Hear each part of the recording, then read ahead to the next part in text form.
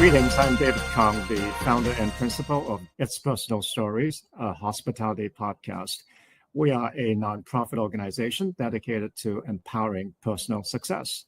Today, I'm delighted to welcome Matt Clyde. He is the president and chief strategist of Ideas Clyde. Ideas Clyde is a global marketing agency, full-service agency, and they boast many Fortune 500 accounts as their clients. I'm delighted to welcome you, Matt. Thanks for having me. It's great to see you and excited to have a conversation today. Welcome again. Let's start with the founding of Ideas Clyde. I read on LinkedIn that you were working a steady corporate job, but then you lost purpose and you started Ideas Clyde. Tell us what went on in your mind at that time and how did you find the courage and inspiration to take on the risk of founding your own company? Yeah, my daughter had just been born. I had this very close attachment to a new child, and you know what that's like. You have grandchildren, children of your own. And then I was in the grind of one career and left that industry to start a brand new job.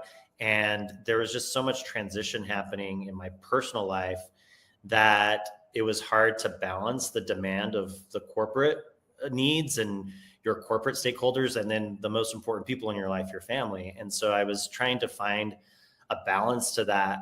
And I'm one that doesn't want to underserve anything, my family nor my corporate job. And so I felt like I had to find balance in one, and took a leap by going and saying, I think I can continue to have success in my career by maybe trying to apply some things I've learned along the way and doing them just a little bit differently, and see what that would attract in terms of how I approached marketing and how I approached building a team and a business. I read a statement that said, if you don't love your work every day, then you can't love your life. And I was feeling this anxiety of leaving my family behind. So much. Was on the road a lot. And I just felt like I needed to recenter and refigure my career in line with where I really wanted to be on a daily basis. And so that's where I really decided to launch my own initiative.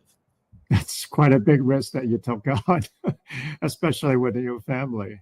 Have you ever... No real clients. I didn't have a lot backing me. I was just like some ambition and a really strong network of people. So yeah, it was a big leap and not a lot of safety net there. Yeah. We're going to talk about networking in just a minute, but I would like to find out from you whether you've ever doubted your decision, and have you ever had any regrets? And if so, how did you overcome them? Yeah, I wouldn't say doubt. I don't like to operate with doubt, but it definitely moments of analysis of, is this the right calculated risk? Definitely been through that, and have to balance the data with maybe some gut instincts to guide you along the way to make the right decision. I've been through a lot in my career, as you have as well, and many others. I worked in corporate America, I worked in the travel and airline industry on 9/11 and worked through that. And then thought that was very disruptive, and then went through the Great Recession. And that's when I probably had a lot of doubt in running my own business, because I was about 3 years in when the Great Recession hit. And that was a lot of risk and a lot of challenges that felt overwhelming at the time. And how do you see through all that disruption and change? And then we went through COVID and the disruption and changes of that, and how that reconfigured the way we work and engage with our team and our business and our clients. So I think it was overcoming when those big obstacles hit you. I think you learn from each one, and everyone feels, wow, how do we see through this? But I think what it reminds me of over and over again is that human nature is we come together, we figure it out, and we move forward. And that's the power too of being an entrepreneur, is you can have those options and choices to find different paths to make you find the right solution that's going to work for your business and your organization.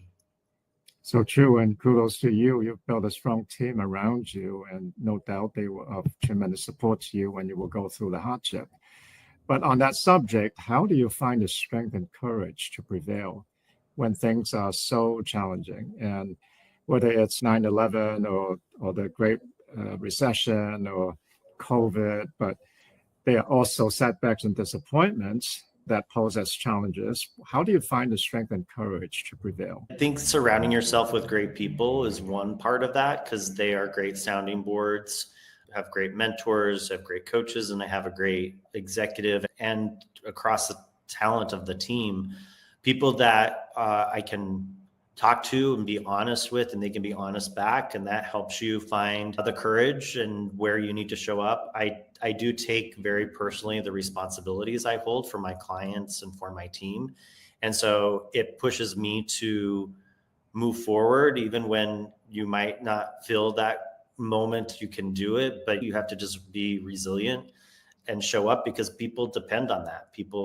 Whether it's a client who's counting on you to come through with work, or a team member who's counting on, that for their livelihood or for their career and their ambitions, I take that very personally to show up and prevail. So it's probably an inner strength of experience and then really great sounding boards to help move forward. So true. A lot of great leaders that I've interviewed about the same topic, I talk about that inner strength. They feel a need to be strong in order to demonstrate the strength and courage to other people, to inspire them. What advice would you give to aspiring entrepreneurs who find it difficult to let go of the familiar and venture into the unknown? How do they find the confidence to do? Aside from finding the right people to be that strength and system, people that aren't afraid to give you really good feedback, you need people to help be honest and direct. And we call it candor with care, caring enough to challenge you on something. So I think that's one piece of it, as I just spoke to. I think the other piece of that is finding that confidence is probably in the belief of what you're doing and knowing it can make a difference and knowing that you have a solution. If doubt is one thing and seeing through that is another, but I think it goes back to that inner knowledge of, I know we can do this. You're going to have obstacles and roadblocks every day. That's never going to go away in any type of business. It's how you navigate those and how you respond to those. And that's where you got to draw into your vision. And if your vision is really clear and your path to get there is clear, you can overcome those. And that's where I would give advice to new entrepreneurs is be clear on your vision, be really clear on your purpose, and be resilient in what you're trying to define and build with great people around you, because that's going to carry you through all those obstacles and help you see through the challenges. And that will help you rise above those big days where there is a giant roadblock, and you'll figure it out because you're going to have the right team, you're going to have the right vision, and you'll have the right instincts to overcome it. So true. Love everything that you just. Now, what is the most important lesson that you've learned in your career? There's constant disruption and change around us. And I think the most important lesson is, in the end, it will work out. And I've learned that from really great mentors, advisors, and amazing leaders who had that say, you see the calm and resilience, and they've had the experience. Definitely saw this from you many times, David, in working and seeing you overcome big challenges and leading forward with vision. And so I think the lesson I've learned is to not panic, ground yourself in those moments of change and disruption, and continue to move forward, because it will work out. Like if you have a plan, if you have a purpose, and you're going in the right direction, it will work out. And not to overreact, to keep that calm. And I think it's really important as a leader, not to overreact or to destabilize, but to stay really clear and focused. That's probably the biggest lesson I've learned. I've learned it from other great leaders, other great visionaries and entrepreneurs that have shown me that. And when I've ever taken the opposite approach and maybe gotten a little too reactive or tried to compensate something, usually a lot more headwinds come at you when you start taking that path. When you keep that steady and calm and solid belief that it will work out, the path may not be exactly what you're envisioning, and it may not deliver everything you hope, but it seems to run a lot more consistent amid all those changes and disruptions. So I feel like it's one of the most important lessons I've learned. Yeah, No, it is very true. You have to stay calm and collected and stay on target with your purpose. That's very good advice. Talk about advice. What's the best advice you have ever received? A lot of great people have given me advice over the years. My father, he was a great business leader and continues to be a great support to me. And I think about things my father has told me is to always stay humble, to always remember you have to listen first before you can act. Take that time to listen.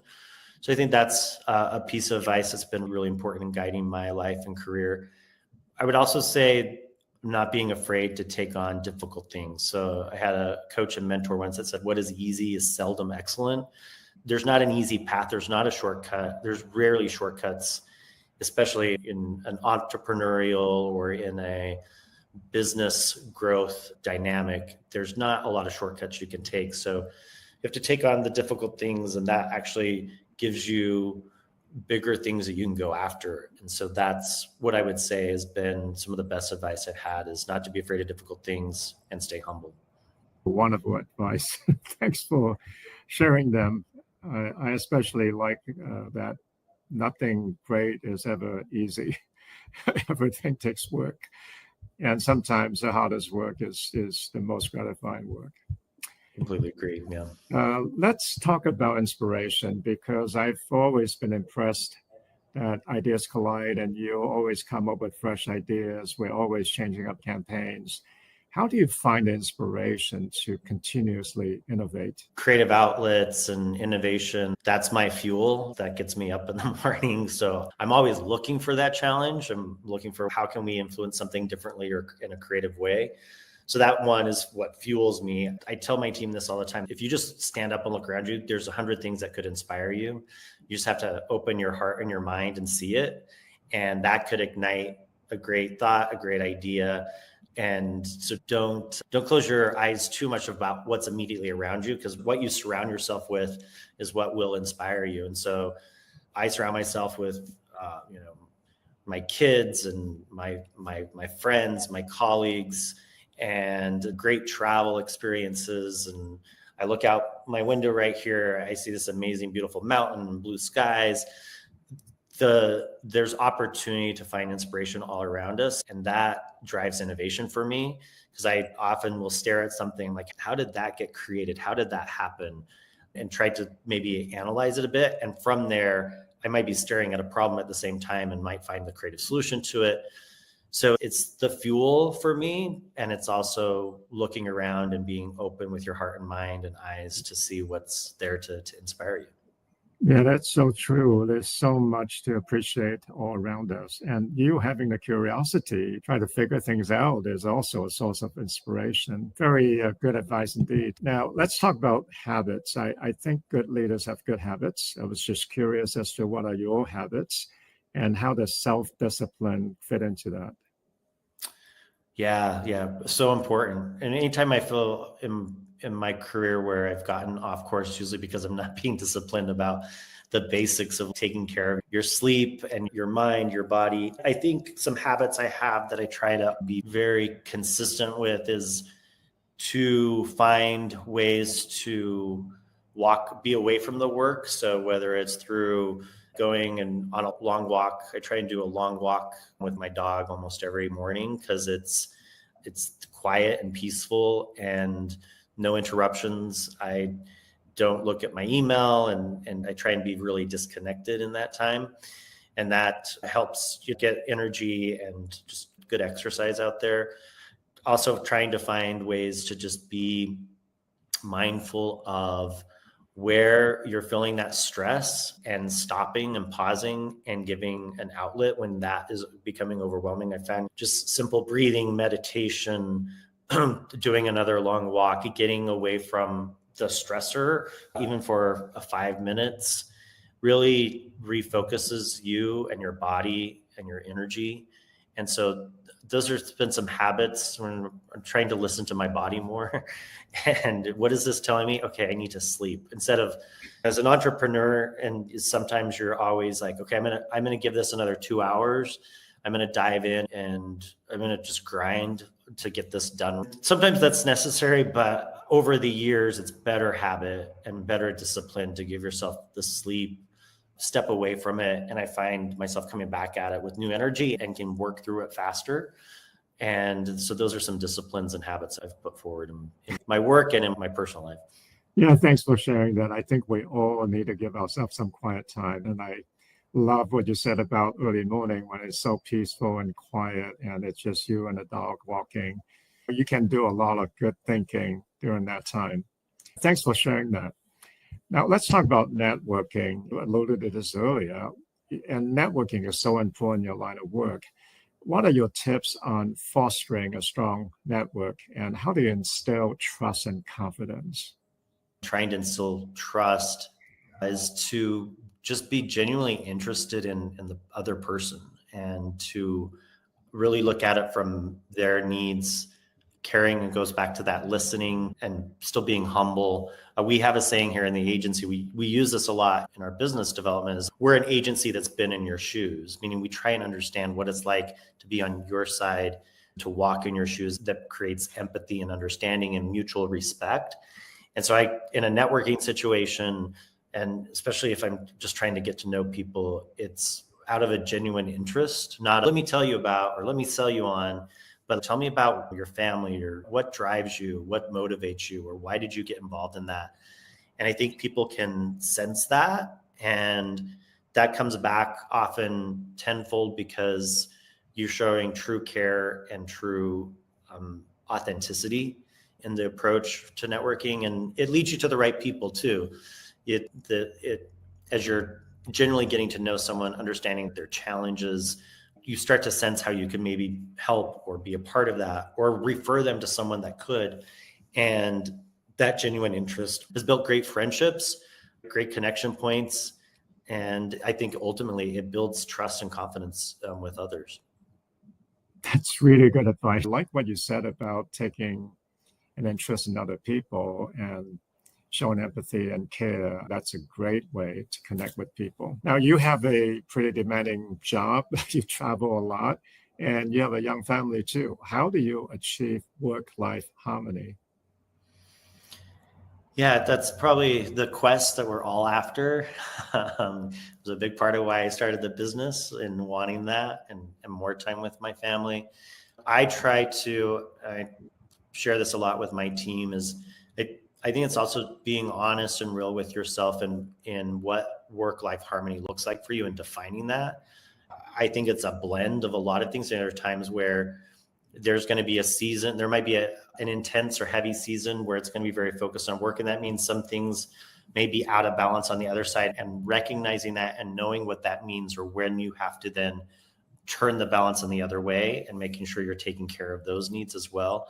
And it's being really honest with yourself about priorities and knowing where those priorities need to be and giving yourself permission or giving yourself the same respect that you would want from when you want their attention or you want their involvement in something, being respectful to when others are asking that from you, especially those that you care about the most, and finding that in your life to be able to make that a priority and not just let work overtake it all. So in the blend of all of that, I try and practice really good boundaries. More and more, I'm finding myself saying like, hey, this can wait until after the weekend. I don't need to immediately respond to that, and giving that sense and knowing when I can do that makes for everybody to feel a little bit more connected to in my personal life. But then that also means times where I'm really into work day. Maybe I have to do the same respect to be like, hey, this is my work time, but I will be available or present at this time so that I can be fully engaged. And that's the other part that I think is really important is we try to fit so much in. I know I try and fit so much in because I want to say and find every opportunity, be part of every opportunity and not lose something that can be really compelling or fantastic that may appear, and being again measured and okay, maybe I'm going to say no to this one because these other two are more important. So being clear in those needs and not having to say yes to everything is something that I think over time I've learned gives that more work-life achievement of balance and blending the two so that they can be healthy and purposeful on both sides of where you're trying to manage that. That's very good advice. All of us high achievers want to do more and achieve more, and sometimes learning how to say no is important for work-life harmony. And I like what you said about setting boundaries and making sure you're clear on your priorities and knowing that it's not always 50-50. Sometimes it's give and take. Those are all important lessons that we can learn. Now, you work with a lot of very well-known and accomplished leaders. What are some of the qualities from your vantage point that are most admired? Qualities, I would say I like decisiveness. I think being decisive is really important in leadership. You might need some time to get all the data and facts and collate that.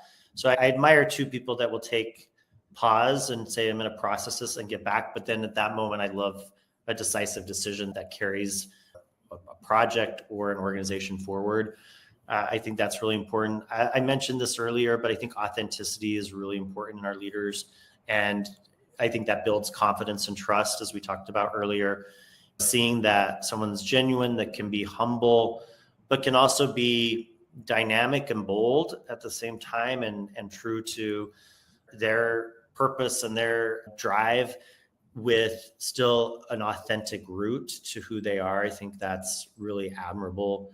And probably lastly, I would say really important quality in a leader is someone that can, going back to vision, can paint the picture, make it really clear and get a team on board, to get a project on board, to get the next hurdle to be overcome. That ability to be visionary with clarity and with real, sometimes great storytelling or compelling reasons to be bought in.